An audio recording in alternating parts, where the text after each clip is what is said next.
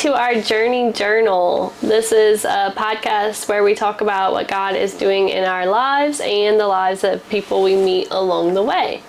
So last episode, we kind of mentioned our Be Bold movement, and that's being bold for Christ and sharing your story and focusing on not only just your testimony, but what God is doing in your life right now. So if you missed that episode, go back and listen to it or watch it on YouTube. We also mentioned our business, Witnessing Wearables, where we have a t-shirt brand that's faith-based products that we've created to witness while you wear. So the intention is to wear it, and then you hopefully are sharing Jesus with somebody, and our shirts will have a QR code and it'll link to one of our messages that you can find on our YouTube channel. So we mentioned that last week. So once again, if you missed that, go back and listen, go back and watch, and just support our ministry. So tonight we are going to be talking about our story again.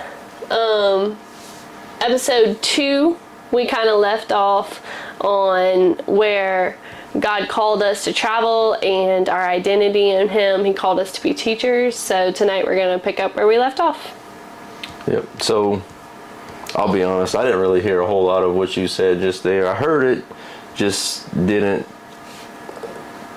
pay attention to it ever since you said the words "witness while you wear." Because all I could think about was a song. It has to do with whistling. So if you hadn't picked up on that, then I don't know what to say because I'm not going to say it. But there's a certain jingle in my head with "witness while you wear." So maybe it says a little bit about my past. But that's what was going. Snow White? Yeah, it was Snow White. That's right. Snow White. I wasn't thinking of a song, a different genre of music at all. Oh, okay. Well, they'll just, But yeah, I guess it was Snow White. That's where they got. That's where it come from. Yeah. The dwarves whistle while you work. Mm-hmm. Yep. That's what I was thinking of. So, if y'all have not picked up on it, Blake likes to. What is the word? I don't know. Be inappropriate. I'm not inappropriate. Not inappropriate. I just. There's no filter. There is filter. There is some filter. Some filter. He's gotten a lot better. Yes, but. I mean, we all have a past. I just thought it was worth noting. That song came to mind. I'm not saying to go listen to go watch Snow White and the Seven Dwarfs. Go. Yeah. Whistle while you work. Oh my gosh, you just did that on camera. I can edit all this out. No. She just. So, those of you who don't know Sarah personally, that is what she does. Is she's going to try to whistle. Some of us didn't learn how to whistle. If I really concentrate, I can whistle. Oh boy, we got the same last name and you just did that. I mean, whew. Talk about gut wrenching right there. You said you wanted it to be entertaining. Yeah, I did. Are we entertaining enough? Don't know, I don't watch it. I know you don't. It drives me crazy. Anyways, all right. I don't want to listen to my voice. Stop. They're waiting for us to tell our story. Well, that's what we're here to do. Just tell it. So, because my ADD kicked in, I kind of lost where we were. So, seriously? You said that we've been called to travel. Oh yeah, and we found out our new identities. Yep, I wouldn't say I knew identity.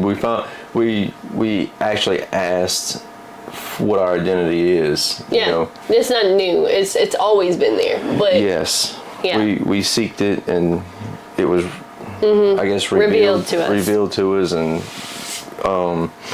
gave us an opportunity to push away the lies. Yeah. To tap into, okay, if you're calling us to be teachers, what does this mean? Right. We did mention where we got that from, like where we kind of were led into that with the Jamie Winship. Yeah, we mentioned that in episode 2. Also have a terrible memory. But anyways, yeah, so we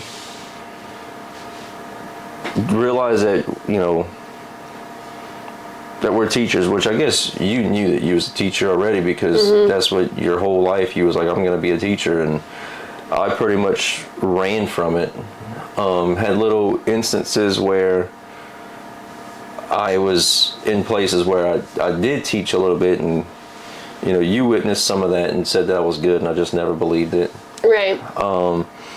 And then she'd get mad at me for whenever I would teach her, because she's a teacher, and teachers are the worst learners. Worst students. Worst students, that's it.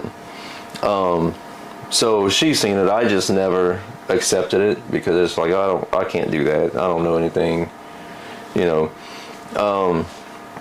And then it was like, okay, I felt called to travel, like whenever I told her, and she's like, well, God better tell me something, because like you ain't going nowhere without me. And she had a daycare that she was, kids show up every day, Monday through Friday, and had all that responsibility, couldn't just pick up and leave. And so anyways, we started praying through it, like, okay, what does this look like? If you want us to travel, how are we gonna travel?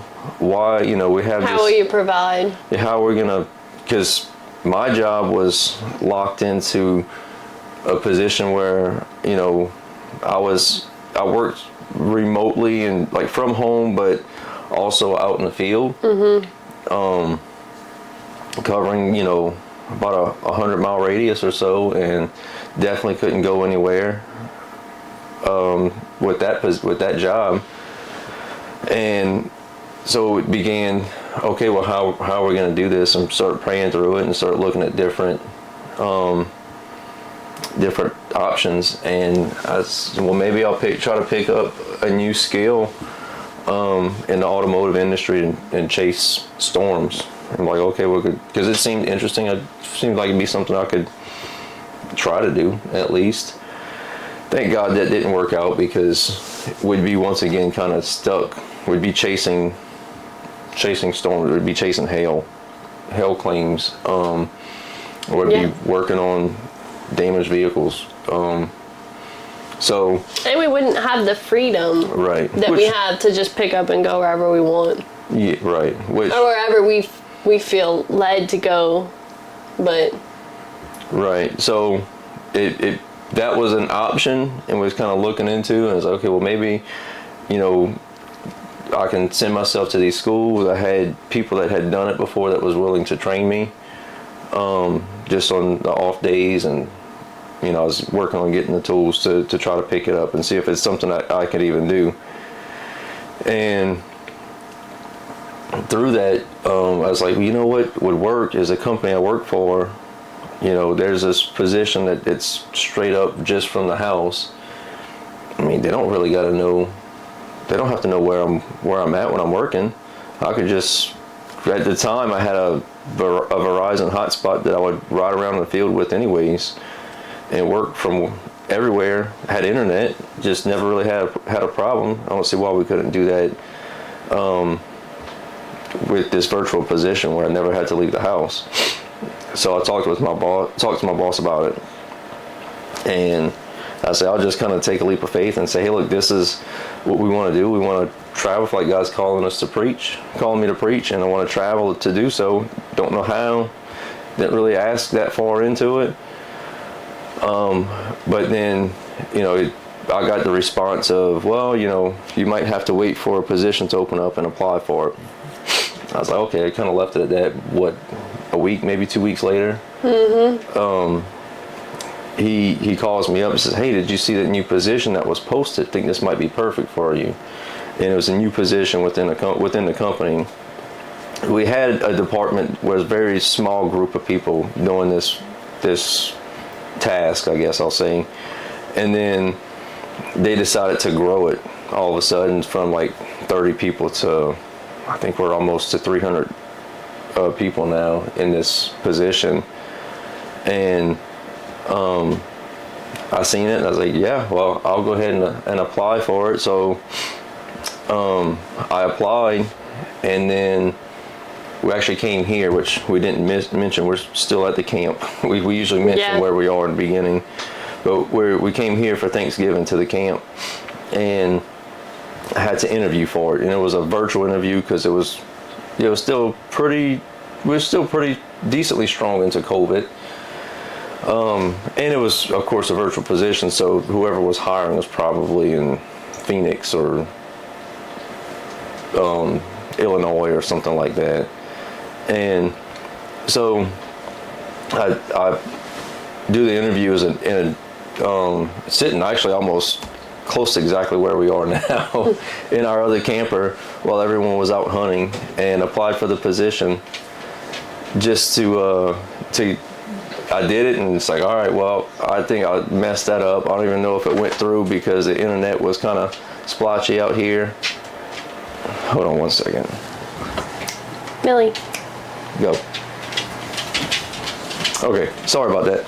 So we were here, and I applied for the position, and didn't think, it's like, I probably don't got that because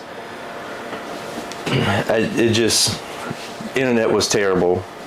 Didn't feel like I did a good job. I was super distracted with it. Yeah, and it was on Black Friday, right? It was, I don't know, it was coming down to, I had like a week to do it, and it just so happens that during that week, it was our vacation time to come here and hunt for that week. And needless to say, I think I might have sat in the stand just a couple of times, just because I was like, my head was not on hunting. My head was like, man, this is all riding on us traveling. It's riding on this. Little did I realize at the time, like, let's be real, I just didn't have the faith of, like, you know, if it's in God's hands. I was kind of resting it all on my shoulders, and I let that pressure really get to me. Never really thought about that until now. Yeah. That, you know. You were trying to figure it all out like you always are. Yeah, I'm pretty bad about trying to figure everything out. Just do it all myself. Which this last couple of years has pulled me off of that quite a bit, because I don't know, I just try to take control and then fall on my face, and I've done it quite a bit this last couple of years. I think we've done it together quite a bit these last couple of years. You more than me, but yeah. Okay, here we go. But anyways, I'm just kidding, y'all. I applied for it. Said, okay, well, I'll just see what happens. And like nothing happened. Heard nothing. Submitted this thing. Don't know who it went to. I would have felt better had I spoke with someone. But it was an interview where they flashed a question on the screen, and I had to record myself on the computer and submit it. Now, also keep in mind at the time, like right now I'm talking to the camera and it's fine. Still not 100% comfortable, but back then I was like 2% comfortable. You know, I was like completely not comfortable talking to the camera, and I'm interviewing myself and I can see my face. I'm like, and you can like redo it like 3 times. I'm like, but if I redo it, it's gonna look worse and all this stuff. So like, I gotta just be confident. And I was like, that was horrible. That was a terrible experience for me. So. And I still have the daycare. Like, it's just full swing. Like, now it's probably December, and like we're doing all our Christmas stuff, and like just going about life. And we're just kind of like, okay, we know God wants us to travel, and so we're kind of just like waiting on His timing to like make that clear to us. And we finally just kind of gave up. Like, you know what? I probably didn't get that position. Right. I don't know what we're gonna do. I don't know about doing this, chasing this hail damage. Mm-hmm. You know, it's still kind of an option. Like, you know, something's got to change. And then we go for Christmas. I take the week off again, and we go back to South Louisiana to visit family and everything.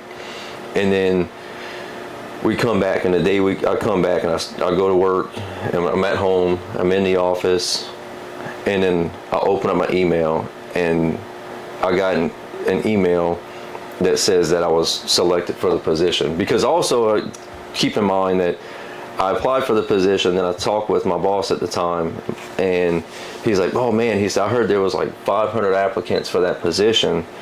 And, you know, on that application, it was for that hiring wave, it was for 20 virtual people, and then 20 in-office people is what they were looking for. Like 500, I'm like, man, I don't know if I'm 500 good. And I think it wound up being more hires than that, but it freaked me out big time because there was a big wave of us of, I don't know, possibly close to 100 or something. But eventually, but that first wave, I was like, oh shoot, I'm like one of 20 out of 500 people. It's crazy. So I just kind of gave up hope on that, and then come back from vacation to get an email that said that I was picked for the position. And then bad thing is, I also almost had a heart attack because it said you have till this date to respond, which was like 3 days. Well, I was off of work and I did not get that email because I was shut down in a different state. So didn't you have to call somebody? I freaked out, yeah. Yeah. But I called and they was like, oh no, you're good. You know, I got the position. I accepted the position, and then so that prayer was answered, and it was like a huge relief, and it was a pretty big deal. Yeah, so after that we kind of were like, okay, like God, like this was a miraculous, like just the way that it fell, like the way that it happened, we were like, okay, this is God. Like there's no other reason, explanation for it. We know that it's God. So like now we kind of have to start making steps to sell our house and to shut down the daycare and all this stuff. But like we still kind of were like, oh, I don't know if this is happening. Well, we figured it's gonna be a slow process. Yeah, right. And we didn't know how to do it. I mean, we've moved before, but we're like, okay, well, how are we going to uproot everything and just take off like that? Yeah, and our camper at the time was like the size of the living room and kitchen of this one. Like 20. It was 26 feet. It was 26 feet. It was a nice camper for what we did in it. It was very nice, but it wasn't like we wouldn't be able to live in it because he needed an office space, and there was just things that needed to change in order for us to live. If we were just going to travel around on vacation, live in an RV full time. Yeah. So we started making steps to sell our current camper. We started looking for campers, but we were extremely picky about all that. Well, yeah, definitely. We were trying to find used also, and we were still involved in youth. And that brings us to the next part of our story, because I don't think we really fully committed to what God wanted us to do until D-Now. Yeah, we went. How would you? We were host family. So our community, which maybe there's other communities I don't know that does something called a D-Now Discipleship Now weekend, where they take in the community, they take all the local churches and they meet, and one of the churches will host all of the youth there, so that way they'll all have meals there, and there's a speaker, and they'll have to do breakout into classes, and then the youth from our church, that we split the boys and the girls, and the boys came to our house and we hosted them, where we cooked for them, took care of them, and then there's a leader in the group that kind of led them. And then the girls went to someone else's house, and then they would all meet together in the morning and then go all day on, Friday night, and then all day on Saturday to go to the church. And it's like a conference, kind of like a 3-day conference, 2-day conference. Like a day and a half, yeah. Yeah. Sunday you go back to your church. Right. Which, of course, since we were involved in the youth and we were leaders and everything, we went to the conference with the kids. And so I remember, like, there was 3 sessions. I don't know, like the first session. The Friday night we just went and. The Friday night we just went, and like it was great and it was wonderful, but like we weren't moved or anything. And then the second night we went, and there was actually a Canadian preacher there, and he starts telling his story about how he uplifted his life and moved, and became the pastor, and he was telling his story, and we just felt this tug on our heart. And by the end of his sermon, Blake and I are both bawling, crying, and I'm sure they bawling, crying. Yes, we were. She was bawling, crying. Yes, we were. I had some onion, in my eye or something. No, it was like that ugly cry where like probably the youth kids were probably like, what is wrong with these people? And then we actually talked to that pastor after service, and I don't remember what we talked to the dude about. I don't remember what we talked to them about either, but we knew right then and there that like we're all in. We decided that night that we're all in, and that we were going to shut down the daycare. Shut down the daycare. That was a big thing. It's like, okay, we haven't sold the camper that we have. Right. We don't have another one. We still got all kind of stuff. When you go to sell like everything to condense down to fit in a fifth wheel camper or whatever, which we don't have everything in here. We kind of have some stuff in storage, but when you get rid of most of your possessions, like it takes a while to get rid of that. Something that we didn't realize until we started that. And not only that, like we didn't really know like what was next, but we knew that we had to start moving in that direction. So we were kind of just like, what baby step can we take? And we knew that the baby step was to close down the daycare. That was a big step. That wasn't a baby step. Well, but it was a step. But it wasn't a baby step. And for me, it was like, okay, well, now we're going to lose another income. And then, but we we just bought a new truck. Like we had to buy our dually, because we knew we needed a truck to pull the camper that we were going to buy. And we got bills. I mean, we had a decent house note and everything. Yeah, he was freaking out about that, but I wasn't. Yeah. I was more sad to like disappoint my parents and like lose my kids, and like they became kind of like family. I mean, I was with them every single day, and so it was really hard for me to kind of be like, man, I just started this and now I have to step away from it. Right. And so we decided that March 30th would be the last day that I would have my daycare open. Yeah. So, but in that meantime, we made that decision to get rid of the daycare, or to stop the daycare, shut it down. And then we moved forward and we kept on. We sold all of our stuff. So then the next step was get rid of all the junk that we have. And then we have to sell this house that we just bought like a year ago. Like we were just right at hitting the year mark of being in this house that we. Yeah, so we had several garage sales, which was not great, but it was better than not having. But we ended up just giving things away because some of it, yeah. But it's mostly just to get rid of it. Right. What it was for. And we donated some stuff and everything, but. Like you said, we had a lot of stuff. We accumulate a lot of stuff. Yeah. That's one thing that I hope that we continue to carry on, is that we don't need all that nonsense. Yeah, we've become kind of minimalist. I guess. Not really. I don't know. Wouldn't put a label on us, but so we do that, and the next thing is like, okay, we got to sell this house. And it's like, the house was built in like the late 90s, I think like 98 or something like that. Yeah, it definitely needed some updates. It was just needed some updates on it. But it was a beautiful home. The problem was, before we bought it, the house sat on the market for like 130 days or 150. It was a long time. And to the point where the seller was like motivated to get rid of the house. Right. Because nobody wanted to buy it, which I don't understand why. It was a pretty good sized house, and to me, one of the better neighborhoods in town. Yeah, on the lake. And there's a little lake in the back. 3 acres. Yeah, we had 3.5 acres, a dead end neighborhood. It was like perfect. Everything that I wanted. It was close. I mean, for us, it was close to our friends. Right. But it was in a neighborhood with no HOA or all those rules and stuff. So to me, it was great. But we was like, okay, this thing. It took a long time for somebody, which was us, to come along and buy this thing. And you already quit your job, essentially. now is it going to take us a year to sell this house? Right.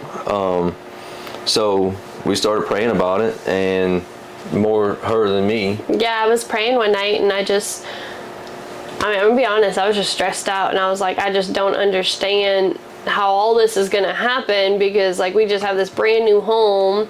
Our realtor, who's a very good friend of ours, like she helped find our first house, she helped find this house. She was not, she was like, I don't know if this is going to sell what y'all think it's going to sell for, and all this stuff. So it just we weren't super encouraged. We were just kind of like, but we put our trust in God, and we were like, well, we've been praying about it, and we feel like God's doing this, so he's going to make a way. And so that led to one night I was just praying, just crying out to God, and I felt like I heard, it's going to be someone but least expect. So I was asking God, like, who in the world is going to buy this house? Someone but least expect.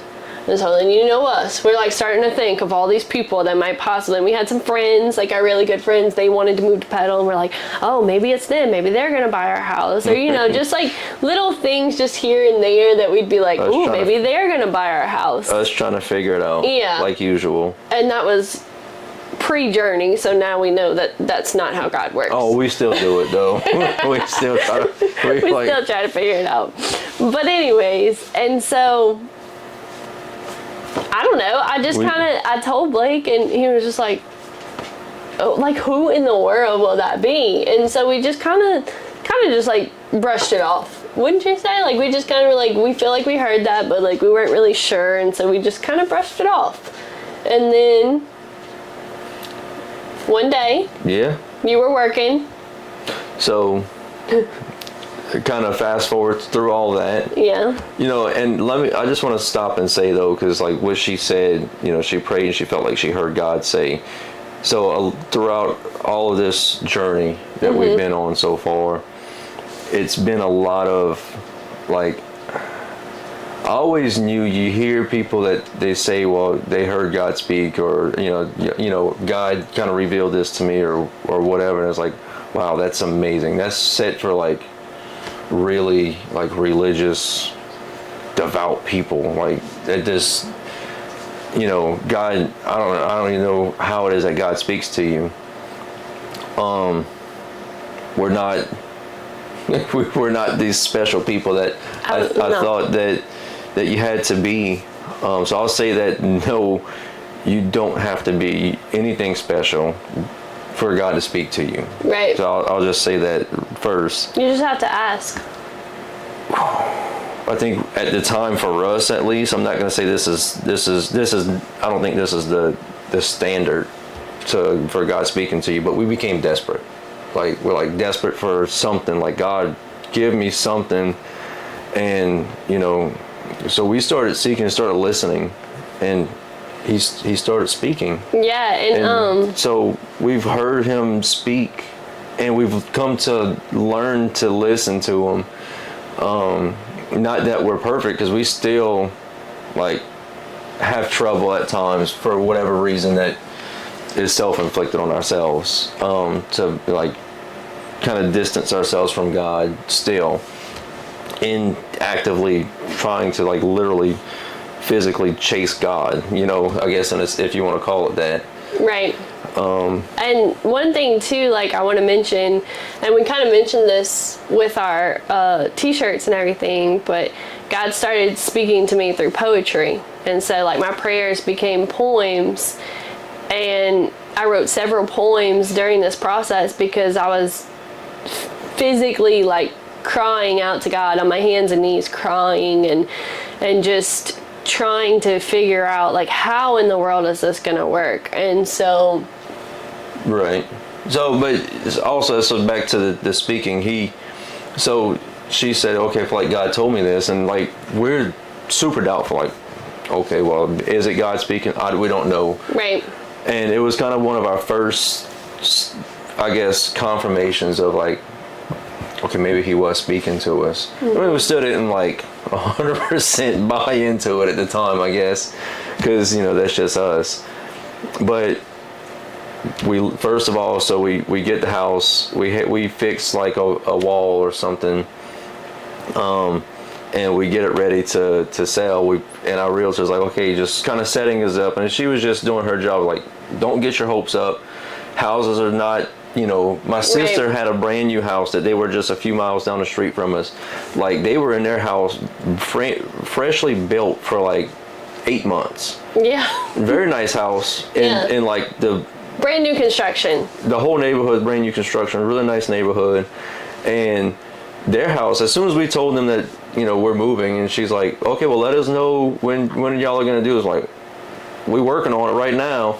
So they put their house for sale, and I don't know, it had been like several weeks for sure. Maybe if not 2-3 months that her house was up already for sale. It was a while. I don't remember exactly how long. And I'm like, man, her brand new house, she's not really getting a whole lot of people looking. She's not getting any offers. Right. Not very encouraging once again. So we're like, dang, this house it sat on the market for a long time, and it's dated, so it had everything going against us. And the realtor's like, don't get your hopes up. We're going to show some people or whatever. So like, okay, cool. We'll put it for sale, and we're going to put it for sale for this price, and which, we were advised might have been a little aggressive. But we just kind of had that faith. And so we listed it. I don't know, do you remember the times? It was like 10 o'clock in the morning. Yeah, by like noon. Like, she listed at like noon, at 10. I think by noon, it was like 11:30, 12 o'clock. Yeah, at 11:30 he came. They were like, instantly we got somebody like, hey, we got a showing that they want to come by today for 11:30. I was working from home. I was in this new position where that's all I did was work from home. And she got the dogs and Ellie, and we'll leave. And they said it was fine for me to be there. And I was like, you know what? I'll just go sit in my truck. No big deal. So I decided I'm gonna go sit in my truck and wait for them to get here. So then next thing you know, the truck drives up. I don't remember if it's a realtor got there first. But anyways, the guy gets there. Lo and behold, I knew who he was. Didn't think nothing of it. Talked to him for a second. Hey, we both. It was somebody that I knew from my job. I'd go out to his shop sometimes, and then he's very close friends with our youth pastor that we're very close friends with. Right. So we had that connection there. So I knew who he was. We knew who each other were, and we talked to him. I talked to him for a minute, and then he goes in the house, and I didn't think anything of it. I just sit back in my truck, and I'll go back and I start working some more. And then I was at his sister's house just down the street. Right. And he texted me, and he said he just got here, and I know him. And I was like, oh, okay. Or what, I don't know. We didn't pick up on the fact of what I had said about God saying that you'll know him, like you'll know them, but it'll be somebody you least expect. And like but you least expect. And on top of that, so he goes, looks in the house, and they stay in there for 20, 30 minutes, I don't know, however long. Mm-hmm. The realtor was still in the house doing whatever he was doing, and then I'm outside, and he comes and we talk in the yard for a minute, and he's like, look, he said, I didn't even tell him this yet, but I will tell you, he said, I'm going to put an offer for full price, and I'll pay closing on it. I'm like, okay, cool, and I'm trying not to jump out my socks here in this moment, like, because all this fear and anxious and everything just kind of uplifted, Mm-hmm. And we talked for a while, and then we kind of put two and two together. It's like, oh my goodness, like, it's somebody we know but least expect, like, because he would have never ever popped up on my radar, because I knew him, I knew who he was. I didn't really say that we knew each other super well. I mean, I don't think I would have ever thought of it him, and even our youth pastor that that they were close with. He knew that he was looking for a house, but just never, and knew that we were selling a house. Never mentioned it to him. Nope. Never even. He said, "Hey man, I'm sorry. I didn't even mention it to him because I didn't think this. I thought he was looking for a bunch of property. I wish I would have made that connection. Kind of, y'all could have just worked it out straight up, which we essentially did. Like, because anytime there was an issue with the loan process or whatever, I get a call from the realtor and say, "Hey, look, this is what's going on." Like, I pick up the phone. I just give him a call. Hey, what do you want to do about this? And it made our realtors nervous because buyers and sellers don't typically talk, and even. But it worked out like even better than we could possibly imagine. Because once we were kind of in the process, we finished getting rid of everything out the house, moved into this camper because by this point we had the camper. We moved everything into it, and we were staying about 30 minutes down the road at a campground. And we're just going to live here until the house sells. And one of the issues that they had was the property was on the dam for the lake, and it needed an inspection.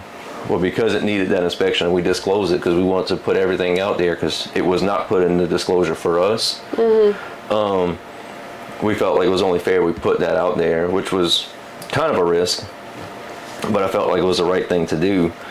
We put it out there where the bank was not wanting to do the loan process because of this. And, our realtor called us up and, she was explaining it to us, and she was, understandably nervous. But by this point, we had kind of seen several things kind of take place. Yeah. Whether it was this or other things leading up to it.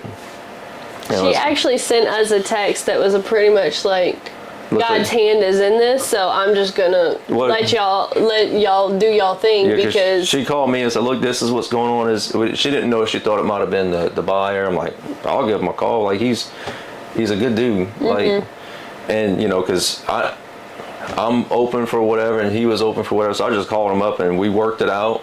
And the bank worked, like, it all worked out somehow. I don't know how still today. But I basically told us, look, stop worrying about it. God's hand's in it, and just kind of had that confidence, I guess, at that point. So, but now we were in this campground, and it took a little longer to close on the house, but we had moved ourselves back to South Louisiana while put our camper in service, and but that's kind of like our story so far as to us, up to us leading up to selling our house. We got rid of the daycare, kind of was super worried about all that, and honestly everything worked out. God showed up tremendously. And not only did he show up, but he showed up even better than we could imagine. And anyone who's watching this video who has ever had an experience like that, or maybe you haven't had an experience like that, like, you don't have to be someone special or someone, what did you say, like a devout religious person, because we are not. We're just ordinary people just like you, and so anyone can talk to God, and he wants to talk to you. We just chose to wake up and say we want to go all in, live for God. Yep. And started diving into his word daily. Like, that was the biggest change, I'd say, in our life. If I can leave anything from this video, it's to dive into his word on a daily basis. And sometimes I still don't. There might be days where I wake up and just run right off the bat, and it's just those days are historically tend to be rougher. Not to say that you're not going to have bad days when you read your Bible, because you will, but wake up every day and seek God. Seek God first. Yep. And I think that was a pivotal moment for us, is whenever we decided, like, this is what we're gonna do, and it's still a lesson learned daily. Right. So, but anyways, so, next episode. Yeah. So next episode, we want to talk about how we went from hearing to go one place to going on a cruise. So stay tuned for that, because our fear and our disobedience shines next episode. So if you think we're just sitting here telling this perfect little story about how we did exactly what God wanted, stay tuned for next week. Yeah, because I was saying, oh, well, God called us to travel when He was to pick up, and it sounds, oh man, you guys must have it going on, but ain't got nothing going on over here. Okay, so to end this episode, I actually want to share one of the poems that I wrote when we first started this journey. It's the very first poem that was given to me, or that was said to me by God. So it's God talking to me, but essentially giving me that peace and that comfort while I'm waiting for moving day. So the name of this poem is actually called Moving Day. Lord, I don't know where to go or what to do. All I know is to follow you. I want to be close by your side, listening and learning as you guide. I know this road will be tough, but I know with you I am enough. I trust you, Lord, with all my heart, and believe your plan will have a start. As I wait for moving day, help me to learn your voice as I pray. I'll be listening and learning, trying to make things clear. Until you say the words, it's time to go, my dear. And so that's just, I hope that encourages you if you're going through something, if you are struggling with maybe a move, whether it's a job or something more serious. Maybe you're going through a relationship issue, or maybe you're just waiting for anything at all. I want to encourage you that moving day will come, and you just have to have faith and trust in God's timing, and just call out to Him. Ask Him. Seek Him. Seek His wisdom and His guidance. Seek His wisdom and His guidance. So that's going to be it for our episode tonight. And we hope that this encourages you, and we hope that you check back next week to figure out why we were on a cruise instead of where God asked us to be. All right. Good night.